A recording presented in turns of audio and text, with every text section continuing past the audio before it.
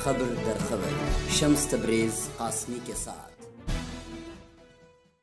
अस्सलाम वालेकुम रहमतुल्लाह। मैं हूं शम्स तबरेज़ कासमी और आप देख रहे हैं मिल्लत टाइम्स। आरएसएस यानी राष्ट्रीय स्वयं सेवक संघ और जमीयत उलमा हिंद हिंदुस्तान के दोनों दो कदीम तरीन तंजीम हैं। दोनों के नज़रियात बिल्कुल अलग अलग है। दोनों का क़याम आज़ादी से पहले हुआ। दोनों के क़याम की तारीख़ में 6 सालों का फासला है। एक तंजीम आज़ादी की जंग लड़ रही थी, दूसरी तंजीम जंग आज़ादी की मुखालफत कर रही थी। एक तंजीम के कारकुनान मुजाहिदीन आज़ादी बने हुए थे तो दूसरी तंजीम के कारकुनान अंग्रेज़ों के साथ मिले हुए थे और जो असल हिंदुस्तानी थे उनके ख़िलाफ़ गद्दारी कर रहे थे। ये दोनों तंजीम जमीयत उलमा हिंद और राष्ट्रीय स्वयं सेवक संघ इन दोनों फिर चर्चे में हैं। वैसे तो दोनों तंजीम हमेशा चर्चे में रहती है। आरएसएस सबसे ज़्यादा इन दोनों मौज़ूए बहस है क्योंकि हिंदुस्तान में उसी की हुकूमत है। भारतीय जनता पार्टी आरएसएस की पॉलिटिकल विंग है और 2014 से वाज़ेह अक्सरियत के साथ वो हिंदुस्तान में हुकूमत कर रही है। ताहम आज हम खबर दर खबर में इन दोनों तंजीमों का तस्करा इसलिए करने जा रहे हैं क्योंकि 30 अगस्त को आरएसएस के सरबराह मोहन भागवत और जमीयत उलमा हिंद के सदर मौलाना सईद अरशद मदनी की आपस में मुलाकात हुई है।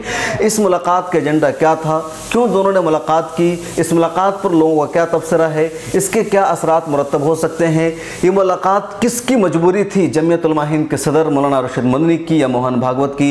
इन तमाम इशूज़ पर, इन तमाम उमूर पर और सवालात पर हम अगले चंद मिनटों में बातचीत करेंगे और यही खबर दर खबर का आज मौजू है। लेकिन इससे पहले एक गुड न्यूज़ हम आपको सुनाना चाहते हैं। जी हाँ, वो गुड न्यूज़ है ये सिल्वर बटन का। यूट्यूब ने मिल्लत टाइम्स के 1 लाख सब्सक्राइबर पूरे होने पर क्रिएटर अवार्ड से नवाजा है और ये सब आपकी वजह से हुआ क्योंकि आपने हमें सब्सक्राइब किया, हमें देखा, आप हमारे सब्सक्राइबर और व्यूवर हैं। और अब तक मिल्लत टाइम्स के 2,05,000 से ज़ायद सब्सक्राइबर पूरे हो चुके हैं। आपने अभी तक अगर सब्सक्राइब नहीं किया है तो आपसे यही रिक्वेस्ट होगी ज़रूर सब्सक्राइब कीजिए, अपने दोस्तों और अपने मुतल्लिकीन से सब्सक्राइब कराइए, उन तक मिल्लत टाइम्स का पैगाम पहुंचाइए क्योंकि मिल्लत टाइम्स सच का तर्जमान है। आइए बात करते हैं कि जमीयत उलमा हिंद के सदर मौलाना अरशद मदनी और आरएसएस के संघ संचालक के दरमियान मुलाकात क्यों हुई। 30 अगस्त को मौलाना सईद अरशद मदनी ने आरएसएस के दिल्ली में दफ्तर केशव कुंज में जाकर मोहन भागवत से मुलाकात की। मुलाकात 30 अगस्त को जुमा की रात 11 बजे हुई। 1.5 घंटे तक मुलाकात हुई। मौलाना अरशद मदनी ने कहा कि इस मुलाकात के दौरान मुल्क के हालात पर बातचीत हुई, मिल्लत के मसाइल पर बातचीत हुई और जो मुतअद्दिद इशूज़ है उस पर बातचीत हुई। पूरी गुफ्तगू में 3 चीज़ सबसे ज़्यादा अहम रही। एक मॉब लिंचिंग, हिंदू मुस्लिम इत्तेहाद और बढ़ती फ़िरका परस्ती को रोकना। मौलाना अरशद मदनी ने अपने बयानात में कई जगह कहा कि हिंदुस्तान में हिंदू मुस्लिम एकता ज़रूरी है, इसके बगैर मुल्क तरक्की नहीं कर सकता है। आरएसएस का गुज़िश्ता दिनों एक बयान आया था कि हिंदू मुस्लिम एकता ज़रूरी है और इसी बयान की वजह से हमने आरएसएस के यहाँ मुलाकात करना ज़रूरी समझा और आरएसएस के यहाँ मिलने गए। ऐसा नहीं है कि मौलाना अरशद मदनी की मुलाकात अचानक हो गई, बल्कि बीजेपी लीडर रामलाल इस मुलाकात के लिए ज़मीन हमवार कर रहे थे। आरएसएस की जो मुस्लिम यूनिट यानी मुस्लिम राष्ट्रीय मंच, उसके कारकुनान भी इस मुलाकात के लिए राहें फराहम कर रहे थे और इस कोशिशों से ये मुलाकात हुई। इस मुलाकात पर जमीयत उलमा हिंद की सदर की तरफ से तो मीडिया में बयान जारी हुआ है। आरएसएस ने अपनी वेबसाइट पर या अपनी तरफ से या उनके मीडिया पर्सन की तरफ से कोई ऑफिशियल बयान नहीं आया है। सिर्फ आरएसएस संघ के बाज़राए ने ये बयान जारी किया है कि मौलाना सईद अरशद मदनी से मुलाकात हुई और उस मुलाकात के दौरान हिंदू मुस्लिम इत्तेहाद पर बातचीत की गई। ये खबर भी आई है कि आरएसएस का कुछ दिनों पहले प्रोग्राम हुआ था दिल्ली के विज्ञान भवन में, वहाँ भी मौलाना अरशद मदनी को बुलाया गया था, लेकिन मौलाना अरशद मदनी वहाँ शरीक नहीं हुए थे और न ही उन्होंने कुछ जवाब दिया था। मौलाना अरशद मदनी और आरएसएस सरबराह मोहन भागवत के दरमियान क्या बातचीत हुई है, आप उससे यहाँ सुनिए। मुलाकात हुई है, अगरचे हिंदुस्तान की तारीख़ में इस तरीक़े की ये मुलाकात पहली मुलाकात थी। उन्हीं के हमारे कुछ लोग हैं जिनसे हमारे ताल्लुक़ात हैं और वो मुखलिस लोग हैं और बड़ी अहमियत रखने वाले हैं वो आरएसएस में। मौजूदा सूरत हाल के अंदर हमने उनके सामने इस नज़रिए को पेश किया कि अगर इस वक्त मिल कर के आप भाईचारगी और प्यार और मोहब्बत के लिए हम सब मिलकर काम नहीं करेंगे तो आने वाले दिन अक़लियत ही के लिए नहीं बल्कि अक्सरियत के लिए भी बहुत हानिकारक होंगे। हमें लगता ये है कि कहीं मुल्क तबाह ना हो जाए, इसलिए हमें और आपको मिलकर काम करना चाहिए। हमें और आपको मिलकर काम करना चाहिए और इसके लिए आप हमारे साथ मिलें और आगे बढ़ें। हमने इस सिलसिले में पहल कर दी है। आसाम के अंदर वहाँ की गवर्नमेंट ने जो मुसलमानों के लिए सहूलत पैदा की है अगर की लकड़ी के कारोबार में, हमने अपने सदर को दुबई से बुलाया और बुलाकर कहा कि वो चीफ मिनिस्टर के साथ बैठे और ये कहे कि आपने गरीबों के लिए जो काम किया है हमारे दिल में उसकी बड़ी कदर है। और हमने ये भी कोशिश की चीफ मिनिस्टर से कहकर कि जो आरएसएस और हमारे मदरसे के लोग हैं, जो उनके मदरसों के लोग हैं, विश्वविद्यालय के, इन सबको जमा होना चाहिए। अब ये गेंद आपके पाले के अंदर है।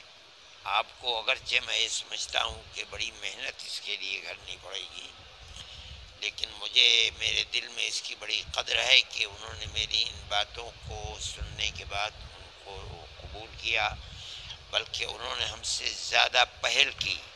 हम घर पहुँचे तो हमारे सामने फ़ौरन वो वीडियो आ गया जिसको उन्होंने जारी किया और अपने तमाम काम करने वालों को ये पैगाम दिया कि उनको इसी लाइन के ऊपर प्यार और मोहब्बत और हिंदू मुस्लिम इत्तेहाद के लिए काम करना चाहिए। ये बड़ी अच्छी पहल है और हमारी इस तरह की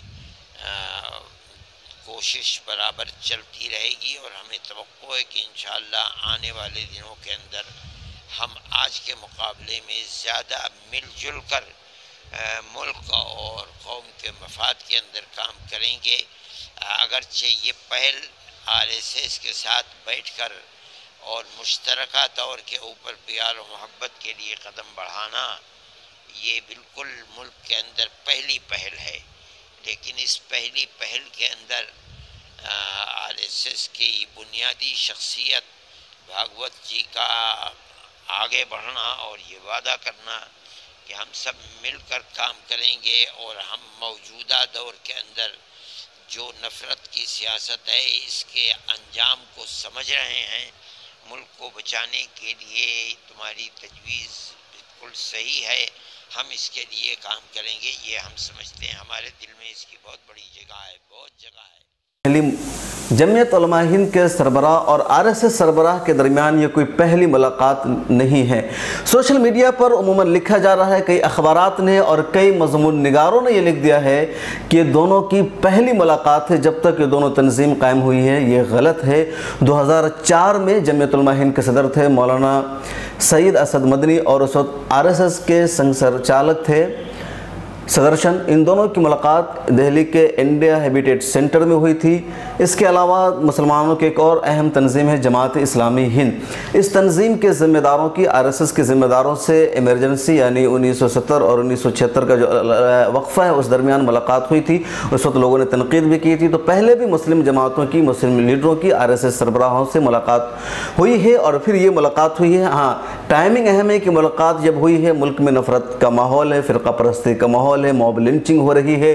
कश्मीर से आर्टिकल 370 को ख़त्म करके कश्मीर का खुसूसी स्टेटस ख़त्म कर दिया गया है। तो बड़े संगीन इशूज़ है, हिंदुस्तान पाकिस्तान के दरमियान कशीदगी बढ़ चुकी है। ऐसे माहौल में मुलाकात हुई है तो इस पर तबसरा होना ज़रूरी है। आरएसएस की तारीख़ क्या है और जमीयत उलमा हिंद की तारीख़ क्या है? आरएसएस 1925 में कायम हुई थी। आरएसएस के बानी केशव बलिराम हेडगेवार हैं। उनका मकसद और एजेंडा था कि हिंदुस्तान को हिंदू राष्ट्र बनाना है और यही एजेंडा आज भी आरएसएस का है। आरएसएस और जमीयत उलमा हिंद दोनों हिंदुस्तान की पुरानी तंजीम है। आरएसएस का क़याम 1925 में हुआ था और इसका अव्वलीन मकसद हिंदुस्तान को हिंदू राष्ट्र बनाना और हिंदू कल्चर की हिफाजत और उसका एहया है। जमीयत उलमा हिंद का क़याम 1919 में हुआ था और इसका मकसद मुसलमानों की फलाह, मुसलमानों की तरक्की थी। ये तंजीम है जिसके अगराज़ व मकासद मुख्तलिफ वक्तों में बदलते भी रहे हैं। आरएसएस का मकसद हिंदू कल्चर का एहया है और आरएसएस की वेबसाइट पर बाज़ाब्ता साफ लफ्ज़ों में लिखा हुआ है कि हिंदू कल्चर लाइफ ब्रीथ है हिंदुस्तान की, और हिंदुस्तान के तहफ़्फ़ुज़ के लिए ज़रूरी है हिंदू कल्चर का तहफ़्फ़ुज़, हिंदू कल्चर का फ़रोग़। इसलिए हम हिंदुत्व की बात करते हैं, हिंदू कल्चर को तहफ़्फ़ुज़ देते हैं ताकि हिंदुस्तान महफूज रहे। आरएसएस का यह भी कहना है कि जितने हिंदुस्तानी हैं वो सब के सब संस्कृति के एतबार से, कल्चर और तहज़ीब के एतबार से, सकाफ़त के एतबार से हिंदू है, और यही वो मकाम है जिस पर आरएसएस और मुसलमानों के दरमियान एक तनाज़ुर शुरू हो जाता है कि आरएसएस तमाम मुसलमानों के भी हिंदू गर्दानती है, जबकि मुसलमान इसके ख़िलाफ़ है। मुसलमान कहते हैं कि हम हिंदुस्तानी हैं लेकिन हम हिंदू नहीं हैं। तो ये बहुत नुमाया फ़र्क है और यहीं पर एक इख्तलाफ शुरू हो जाता है। जमीयत उलमा हिंद 1919 में कायम हुई थी और इसके बानी मौलाना अबुल मोहसिन सज्जाद। असल जमीयत उलमा हिंद पहले 1917 में कायम हुई थी, पहले बिहार में कायम हुई, इसके बाद मुल्क की सतह पर इसको नाफिज किया गया और 1919 में पूरे मुल्क की तंजीम बन गई। इसके बानियों में मौलाना अबुल मोहसिन सज्जाद के अलावा मुफ्ती किफ़ायतुल्लाह दहलवी का नाम आता है, मौलाना हिफ्ज़ुर रहमान सिवहारवी का नाम आता है, मौलाना सनाउल्लाह अमृतसरी का नाम आता है। सब इसके बानीन कहलाते हैं। जमीयत उलमा हिंद जब हिंदुस्तान में कायम हुई थी तो उसका मकसद था अंग्रेज़ों के ख़िलाफ़ जंग लड़ना, अंग्रेज़ों के यहाँ से भगाना और आज़ादी की जद्दोजहद करना। बुनियादी मकसद ये भी था जमीयत उलमा हिंद का कि तमाम मकातिब फ़िक्र के उलमा को मुत्तहिद किया जाए और सब एक साथ मिलकर मुत्तहिद होकर जंग लड़े। मुसलमानों में आज़ादी की जंग लड़ने की ज़्यादा फ़िक्र इसलिए भी थी कि अंग्रेज़ों ने मुसलमानों से इक़्तिदार को छीना था। जब अंग्रेज़ हिंदुस्तान में आए थे तो और जब मुस्लिम हुकूमत का ख़ात्मा हो तो उस वक्त बहादुर शाह ज़फ़र आखिरी बादशाह थे, तो अंग्रेज़ों ने मुसलमानों से हिंदुस्तान में इक़्तिदार को छीना था। इसलिए अंग्रेज़ों के ख़िलाफ़ जंग का जज्बा सबसे ज़्यादा मुसलमानों में मुतज़न होता था। इसलिए जमीयत उलमा हिंद भी बनाई गई और आज़ादी की जंग जमीयत उलमा हिंद ने लड़ी, कांग्रेस के साथ मिलकर लड़ी और कांग्रेस और जमीयत उलमा हिंद का हिंदुस्तान की आज़ादी में नुमाया किरदार रहा। मौरख़ीन ने लिखा है कि महात्मा गांधी को यानी करमदास चंद्र को महात्मा गांधी का लक़ब जमीयत उलमा हिंद के ही बुज़ुर्गों ने दिया था। हिंदुस्तान जब आज़ाद हो गया तो जमीयत उलमा हिंद ने ख़ुद को सियासत से दूर कर लिया, एक्टिव सियासत से जमीयत उलमा हिंद अलग हो गई। अब जमीयत उलमा हिंद का मकसद क्या है, तो कुछ जमीयत उलमा हिंद के ज़िम्मेदार कहते हैं कि हमारा मकसद फ़लाही काम करना है, समाजी काम करना है, कुछ का मकसद है। कुछ जमीयत उलमा हिंद के ज़िम्मेदार बताते हैं कि जमीयत उलमा हिंद एक मजहबी ऑर्गेनाइजेशन है। आज़ादी के बाद जमीयत उलमा हिंद वाज़ेह तौर पर कांग्रेस के साथ रही, ख़ुद तो सियासत में नहीं रही लेकिन सियासी पार्टियों में जमीयत उलमा हिंद कांग्रेस के साथ रही। जमीयत उलमा हिंद हिंदुस्तान के सेकुलरिज़म को सपोर्ट करती है और उसका मानना है कि हिंदुस्तान का फ़रोग़, हिंदुस्तान का तहफ़्फ़ुज़, हिंदुस्तान की तरक्की मुल्क के सेकुलर कॉन्स्टिट्यूशन में है, मुल्क के जमहूरी आइन में मुज़मर है और अगर मुल्क की जमहूरियत को या मुल्क के जमहूरी आइन को ख़त्म किया जाता है तो इससे मुल्क का नुकसान होगा। ये जमीयत उलमा हिंद का मानना रहा है। आरएसएस हिंदुस्तान की सबसे पावरफुल और मजबूत ऑर्गेनाइजेशन बन चुकी है।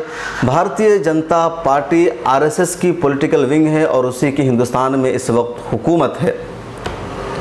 जमीयत उलमा हिंद मज़ीद कमज़ोर होती जा रही है और जमीयत उलमा हिंद के मकासद बदलते गए। एक वक्त ऐसा आया जब जमीयत उलमा हिंद तमाम मुसलमानों की तंजीम से हटकर एक मखसूस सोच और फ़िक्र रखने वाले मुसलमानों की तंजीम बन गई। 2008 में ये तंजीम दो हिस्सों में तकसीम हो गई।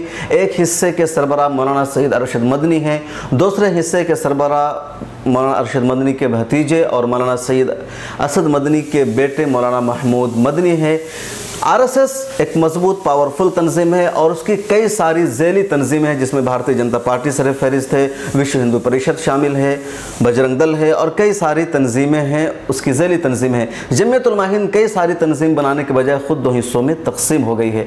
जमीयत उलमा हिंद और आरएसएस में एक फ़र्क यह भी है, आरएसएस के सरबराह को संघ सरचालक कहा जाता है और जब से आरएसएस कायम हुआ यानी 1925 से अब तक, यानी जब हम बात कर रहे हैं, आज हम बात कर रहे हैं 2 सितंबर 2019 को, इस वक्त तक आरएसएस के सिर्फ 6 संघ सरचालक हुए हैं और इन 6 में से कोई एक दूसरे का बाप बेटा नहीं है। यानी हेडगवार बने तो उस हेडगवार बानी है वो पहले इसके संघ सरचालक भी है, उनके बाद जो उनका जानशी हुआ तो उनका बेटा नहीं था, उनके बाद जो हुआ उनका बेटा नहीं था। मोहन भागवत के बाप भी इसके संघ सरचालक नहीं थे। तो आरएसएस की खुसूसियत है कि यहाँ ख़ानदानी विरासत नहीं है। आरएसएस ख़ुद को हिंदू कौम परस्त तंजीम कहती है और हिंदुस्तान के आइन पर भी उसका वाज़ेह लफ्ज़ों में भरोसा नहीं रहा है। तवील अरसे तक आरएसएस के हेडक्वार्टर नागपुर में तिरंगा नहीं लहराया जाता था। आरएसएस का यह भी मानना था कि तिरंगा हमारा झंडा नहीं है, आरएसएस का अपना अलग से झंडा है। गुज़िश्ता चंद सालों से आरएसएस के हेडक्वार्टर में अब झंडा लहराया जाने लगा है और 15 अगस्त या 26 अगस्त का वहाँ प्रोग्राम मुनक़िद होता है, वरना पहले नहीं होता था। दूसरी तरफ जमीयत उलमा हिंद का हिंदुस्तान के आइन पर, यहाँ के सेकुलरिज्म पर, यहाँ के दस्तूर पर मुकम्मल भरोसा रहा है। आरएसएस पर फ़िरक़ावाराना फसादात का भी इल्ज़ाम लगता रहा है। 1927 में नागपुर में फसाद हुआ था और उस फसाद का इल्ज़ाम आरएसएस पर लगा था। उसके अलावा भागलपुर फसाद हुआ, जमशेदपुर फसाद हुआ, भिवंडी फसाद हुआ, कई सारे फसादात हुए जिसको कराने का इल्ज़ाम आरएसएस पर है। इसी तरीके से मुतअद्दिद बम धमाके हुए, समझौता एक्सप्रेस धमाका, मक्का मस्जिद बम धमाका, अजमेर बम धमाका, ये सारे बम धमाके ऐसे हैं जिसमें आरएसएस के कारकुनान मुलव्विस रहे हैं, उन पर केस भी चला है। और कांग्रेस की हुकूमत में जब उनके वज़ीर दाखिला थे शिंदे, तो उन्होंने कहा था पार्लियामेंट में कि हिंदुस्तान में भगवा दहशतगर्दी मुल्क की सलामती के लिए सबसे ज़्यादा ख़तरा है। जब ज़ाफ़रानी दहशतगर्दी या भगवा दहशतगर्दी का लफ्ज़ बोला जाता है तो इससे टारगेट आरएसएस ही होती है, क्योंकि आरएसएस के लोग बहुत सारी दहशतगर्दाना एक्टिविटीज़ में मुलव्विस रहे हैं। ये दोनों तंजीमों की तारीख हमने बताई कि आरएसएस के मिशन और मकसद है और संघ परिवार का ये मिशन और मकसद है, और दोनों तंजीम काम कर रही। इस वक्त एक तंजीम के हाथ में हिंदुस्तान की हुकूमत है और दूसरी तंजीम के हाथ में कुछ नहीं, बल्कि तंजीम भी दो हिस्सों में तकसीम हो चुकी है। और ये बात हम आपको बताना चाह रहे थे कि जब जमीयत उलमा हिंद मखसूस जमात की तंजीम हो गई तो मुसलमानों में कोई मुश्तरका तंजीम नहीं रही, और इसी ज़रूरत की तकमील के लिए 1977 में all India Muslim personal law board का क़याम अमल में आया, जो अब हिंदुस्तानी मुसलमानों की मुश्तरका तंजीम है, जिसमें तमाम जमात, तमाम ग्रुप और तमाम तबके की तर्जमानी और नुमाइंदगी होती है। जमीयत उलमा हिंद और आरएसएस सरबराह की मुलाकात हुई। मुलाकात रात के अंधेरे में हुई थी, आरएसएस के दफ्तर में हुई थी। इस पर मुख्तलिफ लोग तस्करा कर रहे हैं, तबसरा कर रहे हैं। बेशतर लोग इस मुलाकात का खैर मकदम कर रहे हैं और कह रहे हैं कि मुलाकात होनी चाहिए। इस्लाम में और मुसलमानों में डायलॉग की सबसे ज़्यादा अहमियत है। किसी को अगर आप अपना दुश्मन जानते हैं तो उसका मतलब ये नहीं कि आप उससे मुलाकात करना छोड़ दीजिए। मौलाना अरशद मदनी ने पहल की है, ज़रूरतमंदाना इक़दाम किया है और उनके इक़दाम की सताइश की जा रही है। कुछ लोग इसकी मुखालफत भी कर रहे हैं। उनकी मुखालफत की वजह यह है कि मुलाकात ऐसे मौके पर क्यों की गई, एक तीसरी जगह पर करनी चाहिए। उनके दफ्तर में जाने की ज़रूरत नहीं, एक ऐसी होटल का कमरा होता, कोई हॉल होता, वहाँ मुलाकात करते, वहाँ दोनों आदमी आते, एक को दूसरे के दफ्तर में जाने की ज़रूरत नहीं थी। इस तरह के एतराज़ हो रहे हैं। सोशल मीडिया पर भी कमेंट्स की भरमार है। सऊदी अरब से अनस अब्बास सिद्दीकी लिखते हैं कि मौलाना अरशद मदनी ने ज़रूरतमंदाना इक़दाम किया है। उनकी जो पहल है बहुत अच्छी पहल है। अलबत्ता उन्होंने एक मशवरा भी दिया कि जिस तरीके से जमीयत उलमा हिंद अमन एकता सम्मेलन करती है, उसकी जगह अगर जमीयत उलमा हिंद हिंदू रहनुमाओं के साथ मिलकर एक प्रेस कॉन्फ्रेंस करती और हिंदू मुस्लिम एकजहती का पैगाम देती तो इसका असर ज़्यादा दूर तक जाता। फेसबुक पर एक और नौजवान अजीम कासमी लिखते हैं कि इन लोगों ने आज़ादी के बाद हमेशा ताकतवर ग्रुप से मुलाकात की है अपने फ़ायदे के लिए। ये मुलाकात भी इनके अपने ज़ाती फ़ायदे के लिए है। सोफ़ी ज़रीर लिखते हैं कि अकेले मिलना बेहतर नहीं था, अगर उम्मत की तमाम नुमाइंदा शख्सियात के साथ मुलाकात की जाती तो मुलाकात ज़्यादा मौसर होती।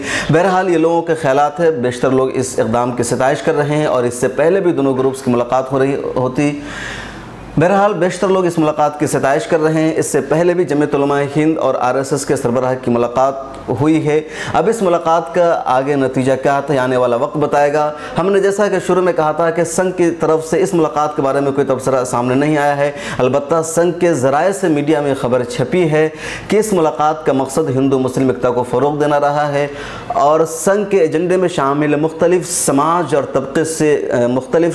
और तबके के लोगों से मुलाकात करना, और उसी मुहिम के तहत मौलाना सैयद अरशद मदनी से भी मुलाकात हुई है।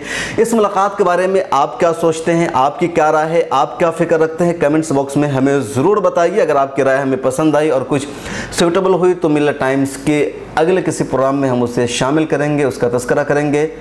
फ़िलहाल इतना ही, अपना ख्याल रखिए। खुदा हाफिज़। मिल्लत टाइम्स की वीडियोस देखने के लिए यहाँ क्लिक करके सब्सक्राइब करें और हाँ, बेल आइकन जरूर दबाएं। अगर फेसबुक पर देख रहे हैं तो पेज लाइक करें। ताज़ा तरीन खबरों और मज़ामीन के लिए विजिट करें हमारी वेबसाइट www.millettimes.com। हमारी ये वेबसाइट उर्दू, हिंदी, इंग्लिश तीनों लैंग्वेज में मौजूद है।